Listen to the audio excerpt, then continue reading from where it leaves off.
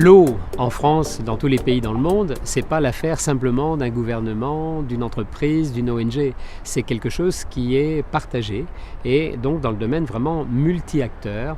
Et le partenariat français pour l'eau, c'est l'organisme qui rassemble les énergies, les compétences, la communication entre les ministères, les entreprises, les grandes, les petites, les ONG, les acteurs scientifiques au sens le plus large du terme, les collectivités.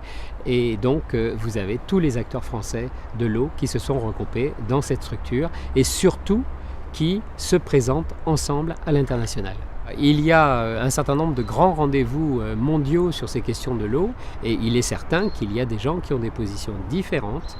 À la fois, l'eau est un sujet très simple, lié à la vie, un vrai symbole de vie, mais c'est aussi forcément lié à l'énergie, à l'agriculture, au climat aujourd'hui, au changement climatique. On a des risques d'inondation, on a des manques de ressources qui sont là, on a également le niveau des océans qui augmente avec des risques de devoir déplacer des centaines de milliers d'habitants dans certaines villes africaines par exemple.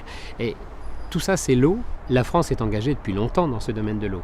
Pour autant, les messages qu'on doit faire passer doivent évoluer en permanence. Et donc il faut en permanence avoir des messages qui sont up-to-date pour chacune des grandes conférences internationales.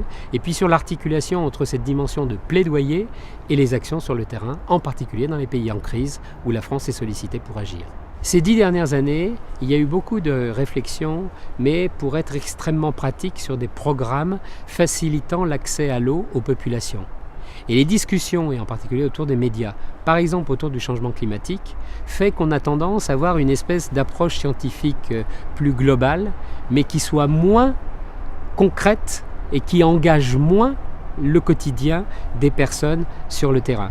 Et donc notre rôle consiste à dire oui, le changement climatique c'est essentiel aujourd'hui, mais il ne faut pas oublier qu'il y a des actions concrètes immédiates dans des domaines comme l'eau et bien sûr trouver les articulations nécessaires entre les logiques sur le changement climatique, l'alimentation en eau, la protection de la ressource, la protection des inondations, la remontée du niveau des océans, etc.